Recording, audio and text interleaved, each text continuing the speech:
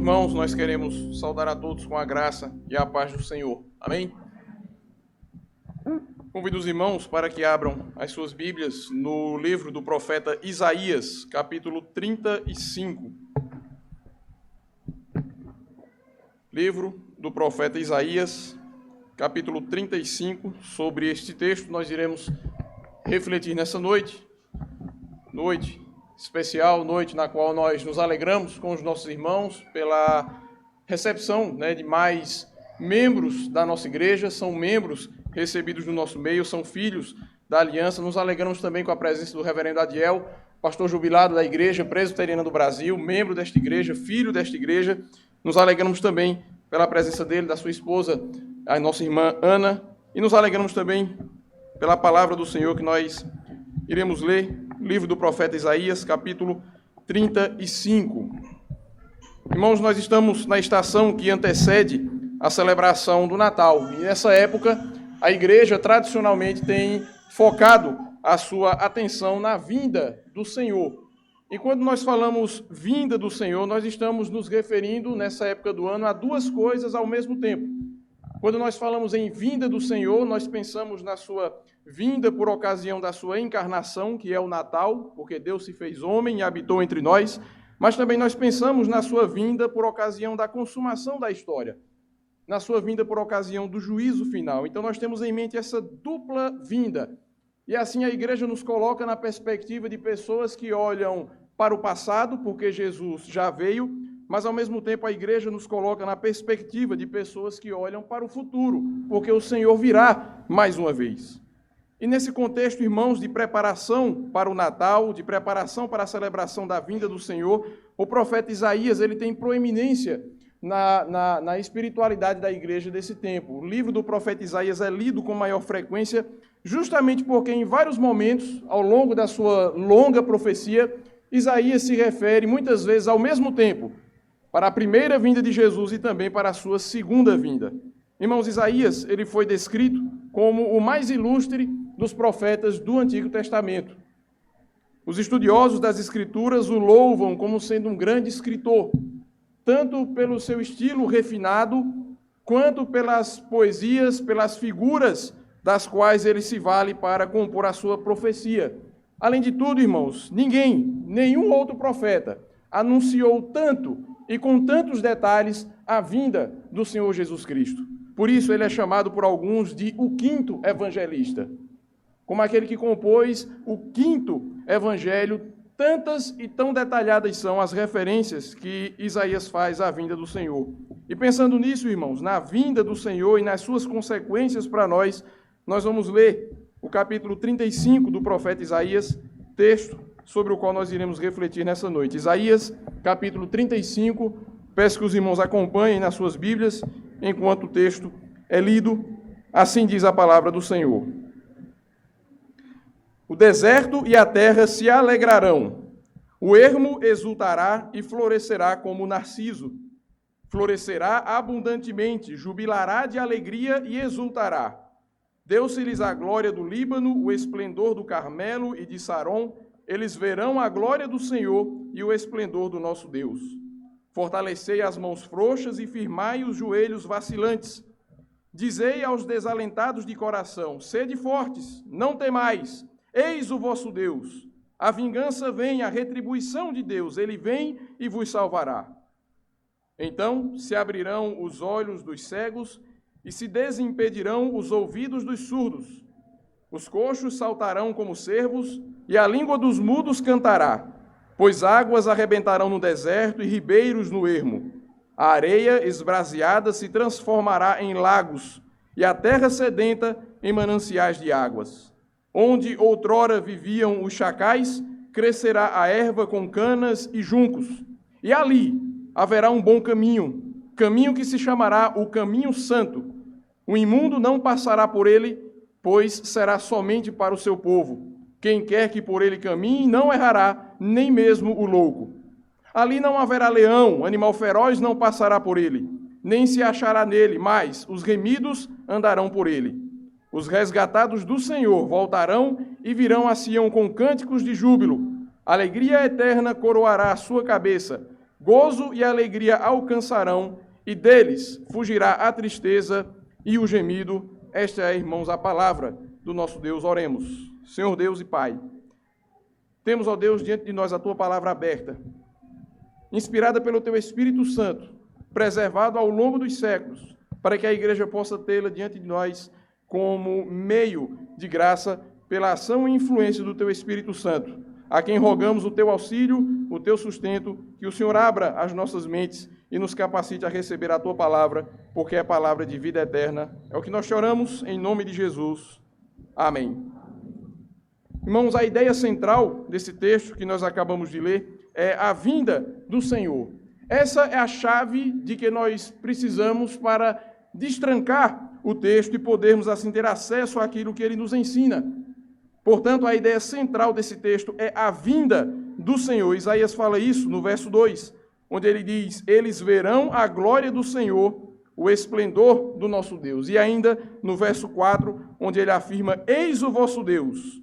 A vingança vem, a retribuição de Deus, ele vem e vos salvará. Irmãos, a vinda do Senhor, ou a temática da vinda do Senhor, é um dos temas recorrentes do profeta Isaías.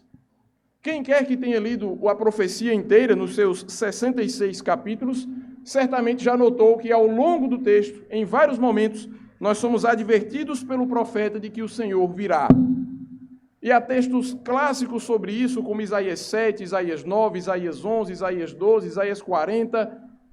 E ao longo de toda a profecia, nós somos expostos à verdade de que o Senhor vem. Irmãos, Isaías exerceu um longo ministério, talvez o mais longo dentre os profetas. Estima-se que Isaías tenha profetizado por um período de 50 anos. Ao longo desses 50 anos, irmãos, Isaías certamente ele viu muita coisa. Certamente Isaías viu a sua nação passar por diversas situações, desde os períodos de prosperidade, durante o reinado de Uzias e Jotão, até o período de decadência, durante os dias dos reis Acais e Ezequias. E ao longo desse período de aproximadamente 50 anos, Isaías viu que, durante o tempo de prosperidade, as pessoas esqueciam de Deus. E durante os períodos de aflição, as pessoas buscavam auxílio em outros deuses. De modo que, em todo esse período, o povo andou distante do Senhor. Apesar das reformas tentadas ali pelo rei Uzias, pelo rei Ezequias, mas o fato, irmãos, é que o povo andou distanciado de Deus durante todo esse período. Isaías, irmãos, certamente viu todas as falsas soluções que as pessoas do seu tempo propunham para a resolução dos problemas. É interessante que sempre que surge um problema, chovem soluções. E é mais interessante ainda observar como 99% dessas soluções elas são inadequadas. E na maioria dos casos, não raro, elas ao invés de solucionar os problemas, elas pioram. Certamente, irmãos, Isaías, ele viu todas as falsas soluções que as pessoas propunham para os problemas da existência humana. Porém, irmãos, Isaías não se deixou enganar por nenhuma delas. Como profeta de Deus, Isaías sabia que a única solução para o problema humano é a vinda de Deus para o seu povo. A única esperança de redenção na qual Isaías depositava a sua fé era Deus vindo até o seu povo. E é impressionante, irmãos, como até hoje, com extrema facilidade, nós nos deixamos enganar quanto a este assunto. Não raro, os próprios cristãos, eles se acham entretidos com essas falsas soluções para os problemas da humanidade. Já nos foi dito que a solução de todos os problemas é a educação. Já nos foi dito que a solução de todos os problemas é a atividade política. Já nos disseram que a solução de todos os problemas é a economia, a melhora dos índices econômicos. E as pessoas depositam nisso a esperança da redenção da humanidade. Claro que a educação, a ação política, a economia, ela tem o seu papel na melhoria de vida da sociedade. Mas, irmãos, nós não podemos esquecer que a educação é feita por pessoas, que os agentes econômicos são pessoas, que os políticos, eles são pessoas, e como pessoas, eles são incapazes de redimirem a si próprios. Como pessoas, eles carecem de redenção, de modo que, enquanto a educação, enquanto a política, enquanto a economia estiverem divorciados de Deus, os seus frutos serão sempre frutos de morte. Isaías não se deixou enganar por isso. Isaías viu os problemas do seu tempo e sabia que a solução para eles estava em o Senhor vir até o seu povo. Precisamos, irmãos, nos livrar de uma vez por todas desse messianismo. Messianismo que nós atribuímos, que nós atrelamos às atividades humanas. Como se aquilo que o homem faz, como se aquilo que o homem opera pudesse salvar não só a si mesmo, mas a sociedade como um todo. Esse falso messianismo, essas esperanças messiânicas divorciadas da pessoa do Messias, servem apenas a um propósito: mudar o nosso foco daquilo que realmente interessa. Precisamos reafirmar, irmãos, nos nossos dias, que o resgate da sociedade, a salvação de uma nação, de um povo, de uma cultura, está em Deus vir até o seu povo. Mas, irmãos, o que a vinda do Senhor traz consigo? Porque não é apenas Deus vir ao seu povo, mas é o que essa vinda traz, quais são as consequências da vinda do Senhor. Nós acabamos de ver que a chave necessária para interpretarmos esse texto é termos em mente que o Senhor vem. É sobre isso que Isaías fala, que Deus virá, que Deus está prestes a vir visitar o seu povo. Com isso em mente, irmãos, nós podemos destrancar, por assim dizer, o texto e podemos tirar das palavras de Isaías o ensinamento do Senhor para cada um de nós. E esse texto nos apresenta 4 consequências, 4 implicações da vinda do Senhor. Deus vem ao seu povo, mas o que ele traz consigo? Então esse texto nos apresenta 4 consequências da vinda do Senhor até o seu povo. Hoje pela manhã, na escola dominical, eu dividi a lição da classe dos jovens em 2 pontos, né, e fui cobrado por isso. Me acusaram de não ser presbiteriano ortodoxo, porque só tinham 2 pontos.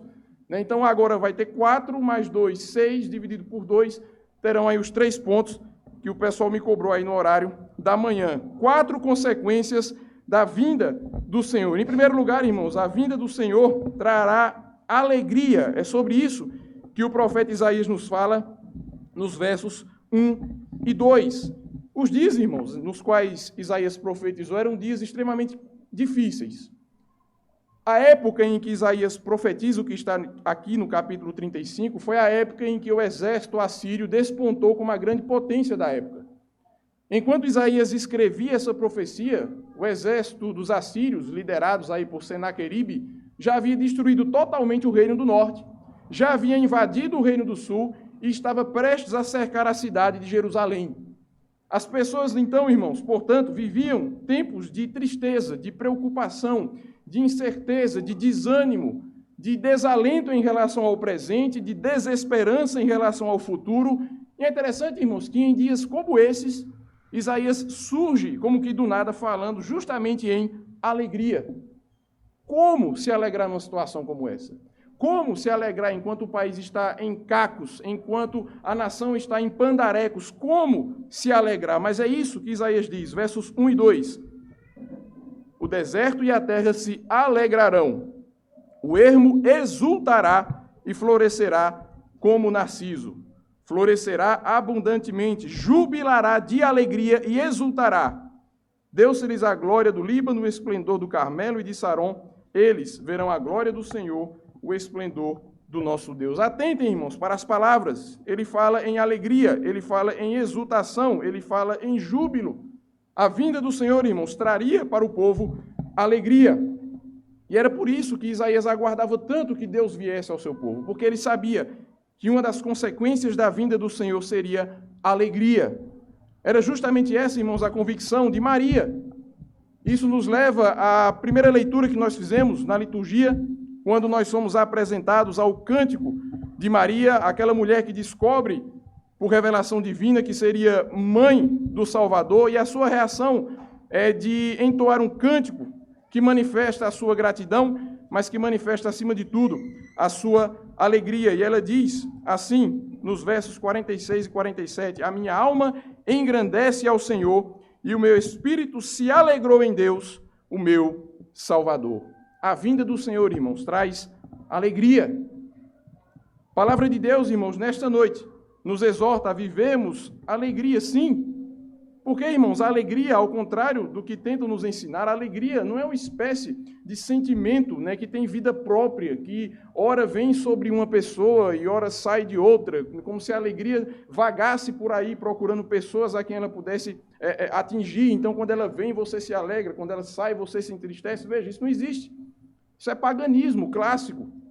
A palavra de Deus nos diz que a alegria é dada por Deus. E mais do que isso, a alegria é um mandamento. Afinal de contas, disse o apóstolo São Paulo aos Efésios, aliás, aos Filipenses, alegrai-vos no Senhor. Outra vez vos digo, alegrai-vos. Alegria como mandamento. Por isso, irmãos, a palavra de Deus nos chama a nos alegrarmos. Nos alegrarmos com a expectativa da vinda do Senhor. Não apenas a vinda que se aproxima por ocasião do Natal, mas a sua vinda futura, a sua vinda gloriosa. Isso traz a nós alegria. Mas de que alegria estamos falando, irmãos? E aqui eu não me refiro a essa alegria vulgar que nós encontramos tão comumente nesses dias de fim de ano. Não uma alegria superficial, afetada, forçosamente empurrada sobre as pessoas, como se todos nós tivéssemos que, nessa época do ano, demonstrar alegria a todas as pessoas. Veja, não é isso. Mas aqui a alegria a qual me refiro é a alegria sincera, que brota do coração do cristão. Não simplesmente por causa das luzes, não simplesmente por causa das ornamentações, por causa dos presentes, por causa das ceias de Natal. Veja, não por causa disso. A ornamentação é bonita, as músicas são bonitas, as ceias, a confraternização, tudo isso é excelente. Mas a nossa alegria não vem disso. Pelo contrário, isso é uma demonstração de algo maior, que está não fora de nós, mas que está dentro de nós. O cristão, irmãos, ele se alegra porque sabe que o seu Redentor vive. O cristão se alegra porque sabe que o seu Redentor virá. Portanto, ao nos aproximarmos do Natal do Senhor, devemos buscar no próprio Cristo, o Deus encarnado, a nossa alegria e o nosso júbilo. Mas, em segundo lugar, a vinda do Senhor para o seu povo traria não apenas alegria, mas traria, em segundo lugar, ânimo. É disso que o profeta fala nos versos 3 e 4. Ele diz: fortalecei as mãos frouxas e firmai os joelhos vacilantes. Tente aqui imaginar a cena. Isaías descreve uma pessoa que está com as mãos frouxas, que não consegue segurar nada, e fala aqui de joelhos vacilantes. Aqui a imagem de Isaías é de uma pessoa desanimada, uma pessoa sem forças, uma pessoa com medo. Né? Sabe aquela coisa do medo que o joelho bate um no outro, né? Típico dos desenhos animados? É isso. Fortalecei as mãos frouxas e firmai os joelhos vacilantes. E ele prossegue: dizei aos desalentados de coração, sede fortes, não temais. Sede fortes, não temais. A segunda coisa, irmãos, a segunda implicação da vinda do Senhor ao seu povo é o ânimo. Isaías, repito, profetizou em dias marcados pelo desânimo, pela frieza, pela apatia, pela indolência. As pessoas não tinham sede de Deus, as pessoas não tinham fome de Deus. Não havia nos peitos daquelas pessoas corações que pulsavam pela vontade de servir a Deus, de se alegrar no Senhor. Havia um desânimo generalizado, mas o profeta chega e diz: fortalecei as mãos frouxas, firmai os joelhos vacilantes.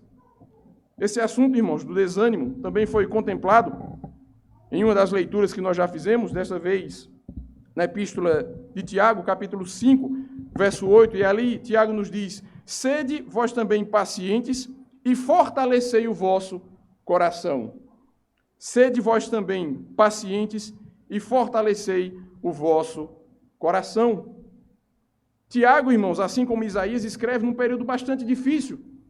Os cristãos para os quais Tiago escreve também eram oprimidos, também sofriam com as consequências de terem abraçado a fé em Jesus Cristo.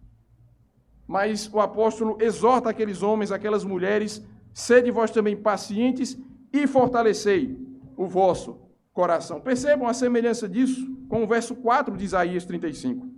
Dizei aos desalentados de coração, sede fortes e não temais. Irmãos, quantas vezes as tristezas da vida, as perdas, as decepções, as incertezas, essas coisas, elas roubam o nosso ânimo.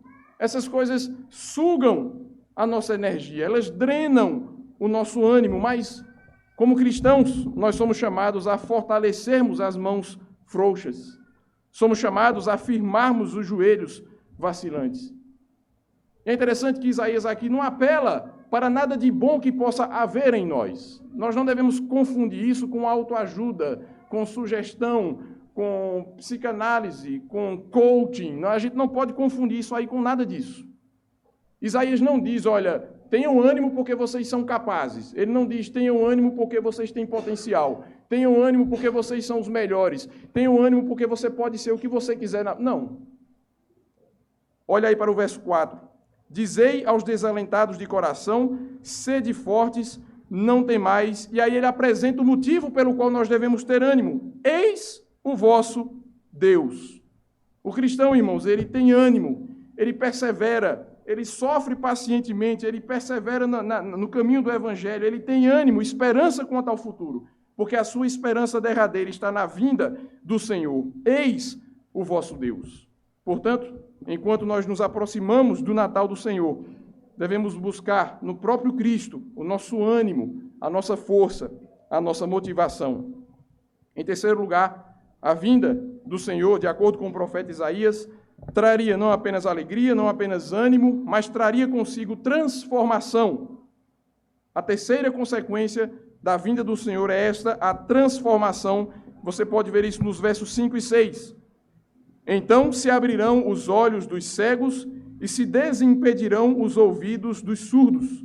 Os coxos saltarão como cervos e a língua dos mudos cantará. Irmãos, Isaías nos mostra aqui que a visitação de Deus ao seu povo, a vinda do Senhor para os seus eleitos, traria transformação.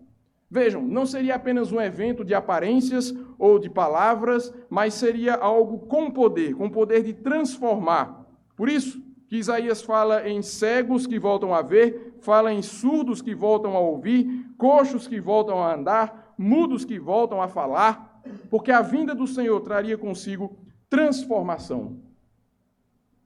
Essa passagem, irmãos, foi praticamente citada literalmente por Jesus Cristo na terceira leitura da nossa liturgia, lá em Mateus, capítulo 11. Após ter sido preso, João Batista ele parece não compreender muito bem o que está acontecendo, porque João Batista disse que o Messias viria para julgar, viria para fazer justiça, e aí João Batista se vê preso injustamente. É por isso que João chama os seus discípulos à prisão e diz, olha, perguntem a Jesus se ele é mesmo aquele que haveria de vir, ou se nós devemos esperar que outro venha. Os discípulos de João vão até Jesus Cristo, entregam ao Senhor o questionamento feito pelo seu primo João, e é interessante observar que Jesus não responde que sim, ou Jesus não responde que não no primeiro momento. Diante daquela pergunta, és tu mesmo aquele que havia de vir ou devemos esperar outro? O que é que Jesus diz? Jesus diz, olha, diz a João aquilo que vocês têm ouvido e aquilo que vocês têm visto. Os cegos veem, os coxos andam, os leprosos são purificados, os surdos ouvem, os mortos são ressuscitados e aos pobres está sendo pregado o Evangelho. É como se Jesus dissesse, olha, se você tem dúvida sobre se eu sou aquele que deveria vir ou não, olhe. Mas não olhe apenas aquilo que eu digo, olhe o que eu faço. Porque as pessoas trazem cegos que voltam enxergando, trazem mudos que voltam falando, trazem mortos que voltam vivos. E acima de tudo, o Evangelho está sendo anunciado aos pobres, aos miseráveis, aqueles que mais precisam. Irmãos, a vinda do Senhor para o mundo trouxe consigo transformação de vidas. Cristo veio, irmãos, para desfazer as obras do diabo, como disse o apóstolo São João. É interessante que Jesus não veio para fazer um novo homem, no sentido de que era um homem inédito. Mas o que Jesus veio fazer foi restaurar o ser humano, devolver ao homem as capacidades que o pecado lhe tiraram. O homem nasce cego para ver a glória de Deus, e então Cristo lhe abre os olhos. O homem nasce surdo para ouvir a voz de Deus, mas Cristo abre os ouvidos desse homem. O homem nasce coxo, impossibilitado de andar no caminho da salvação, mas Cristo apruma os pés desse homem. O homem nasce mudo para louvar a Deus, então Cristo lhe desimpede a língua e coloca na boca deste homem um cântico de louvor. Jesus veio, irmãos, para transformar. As credenciais, poderíamos dizer, do ministério de Cristo, estão sentados nos bancos dessa igreja. Pessoas que foram transformadas, pessoas que eram cegas e agora veem, eram mudas e agora falam, estavam mortas e agora vivem. Porque Jesus veio trazendo transformação de vidas. Isso significa, irmãos, que para todos aqueles para quem Cristo veio, nós devemos esperar na vida dessas pessoas os efeitos da vinda do Senhor. Em outras palavras, nós evidenciamos que Cristo veio para nós, para mim, para você, à medida em que nós demonstramos com a nossa vida essa transformação. Essa estação, irmãos, que antecede o Natal, é propícia de forma especial para a autoanálise, para o autoexame. Não simplesmente porque é o fim do ano, mas também porque nós nos aproximamos da época em que celebramos a vinda do Senhor. Vinda esta que nós afirmamos e cremos que traz transformação. E a sua vida? De fato, você evidencia no seu viver essa obra de transformação? Será que nós temos, irmãos, demonstrado no nosso dia a dia que Cristo nos transformou no passado, mas não apenas isso, que Ele continua nos transformando no presente? Ao longo desse ano, você tem amado mais do que no ano passado? Você tem se irado menos? Tem perdoado mais? Tem reclamado menos?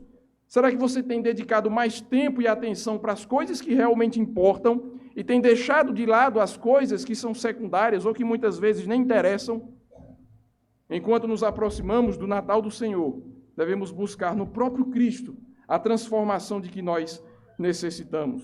E em quarto e último lugar, o profeta Isaías nos ensina que a vinda do Senhor traria não apenas alegria, não apenas ânimo, não apenas transformação, mas a vinda do Senhor traria também um futuro glorioso para o povo de Deus, a redenção de todas as coisas.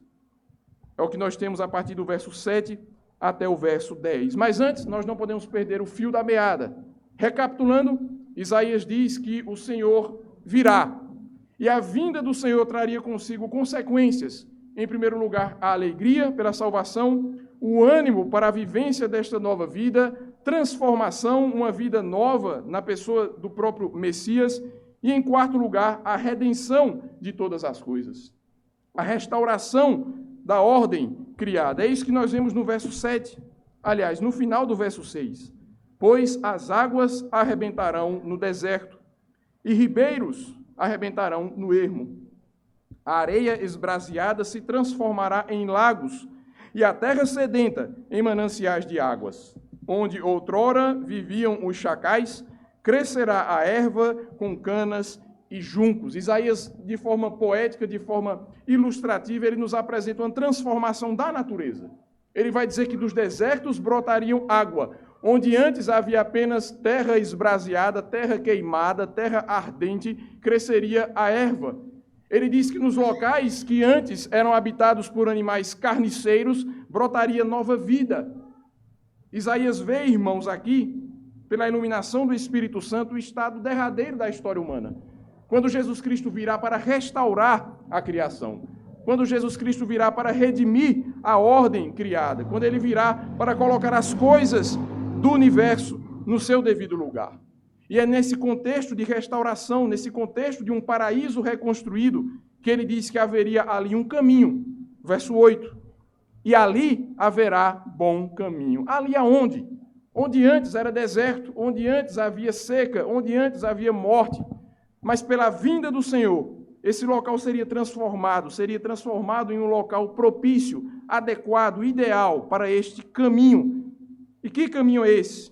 Caminho que se chamará o caminho santo. O imundo não passará por ele, pois será somente para o seu povo, e quem quer que por ele caminhe não errará, nem mesmo o louco. Ali, naquele caminho, não haverá leão, animal feroz não passará por ele, nem se achará nele, mas os remidos andarão por ele. O caminho da salvação, o caminho do evangelho, a estrada pela qual trilhará o povo de Deus.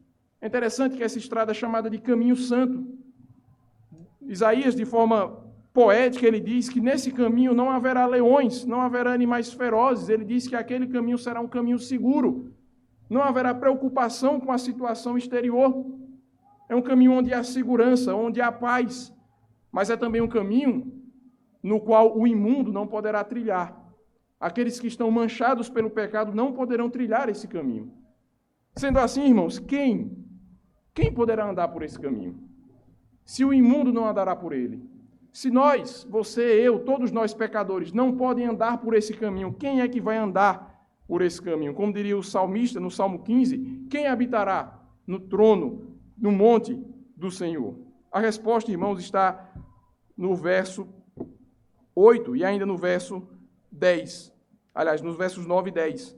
Ali não haverá leão, animal feroz não passará por ele, nem se achará nele. Mas, os remidos andarão por ele. Os remidos andarão por ele. E ainda no início do verso 10, os resgatados do Senhor voltarão e virão a Sião com cânticos de júbilo. Então, irmãos, o imundo não vai poder ser encontrado no caminho do Senhor. Mas há uma classe de pessoas que poderá ser encontrada lá. Essas pessoas são chamadas de remidos, ou ainda de resgatados. E aqui, irmãos, a figura que Isaías evoca vem lá da lei, lá dos dias de Moisés ainda, quando em Levítico, capítulo 25, a lei estabelece a figura do resgatador, ou do remidor. Ora, se há pessoas remidas, é porque há alguém que as remiu, portanto, o remidor. Se há pessoas resgatadas, é porque há alguém que as resgatou, portanto, há um resgatador. E é na figura do remidor, do resgatador, que reside a esperança, porque somente os remidos serão encontrados ali. Somente os resgatados estarão no caminho na eternidade. Como eu disse, em Levítico, capítulo 25, a lei previa a figura do remidor, do resgatador. Se alguém, por acaso, viesse a ser encontrado em extrema pobreza, em situação crítica, a lei determinava que um parente dessa pessoa que tivesse condições financeiras tinha a obrigação de saldar a dívida daquele indivíduo. Essa era a pessoa do resgatador, do remidor. E assim a lei previa a possibilidade de alguém que, por uma contingência qualquer, tenha ido parar na miséria, para essa pessoa ainda restava uma possibilidade de salvação, que era o resgatador, o remidor. Há uma história, irmãos, do Antigo Testamento, conhecida por todos nós, que ilustra essa relação entre o resgatador e o resgatado. Alguém sabe que história é essa? Ruth. O livro de Ruth, a história de Ruth inteira é sobre isso. Uma mulher viúva, acompanhada da sua sogra, também viúva, estrangeira, que peregrina por um país que lhe é estranho. Veja, irmãos, a história, se ela continuasse nesse ritmo, nesse enredo, o final seria trágico. Duas mulheres viúvas morrendo de fome. Mas, irmãos, isso não acontece porque aquela mulher encontra-se com um cidadão chamado Boaz. E aquele homem rico, dono de muitas terras, descobre que é parente de Ruth. E então, baseado lá em Levítico 25, ele se torna o resgatador daquela mulher. Ele tira aquela mulher da miséria, ele tira aquela mulher da penúria, ele tira aquela mulher da fome, faz dessa mulher a sua esposa, traz ela para dentro da sua casa e assim resgata aquela mulher. Irmãos, essa é a figura daquilo que Cristo é e daquilo que Cristo fez por nós. Cristo é o nosso resgatador. E para que ele pudesse ser o nosso resgatador, como diz a lei lá em Levítico, ele precisava ser nosso parente. E é aí que reside, irmãos, a maravilhosa graça da encarnação. Jesus Cristo se faz homem para que possa ser nosso parente, para que possa ser da nossa família, para que possa ser um de nós. E assim, como um de nós, como nosso parente, como família, como membro do gênero humano, ele pode então se entregar, resgatando-nos mediante o pagamento da dívida que era nossa. Irmãos, nós estamos nos aproximando do Natal. E o que é o Natal, senão Deus se fazendo homem? Deus se fazendo homem, tornando-se um de nós para a nossa salvação. E essa redenção, esse resgate, começou no dia em que aquela criança deu seu primeiro choro naquela manjedoura. Ali começou a redenção do gênero humano. E desde então, desde que aquele menino foi enrolado com faixas e deitado naquele coxo de animais, a partir dali, todas as coisas começaram a ser renovadas, todas as coisas começaram a ser resgatadas. O universo começou a ser redimido pela pessoa, pela vida, pela obra do Senhor Jesus Cristo. Mas, irmãos, nós aguardamos o dia em que essa redenção será consumada.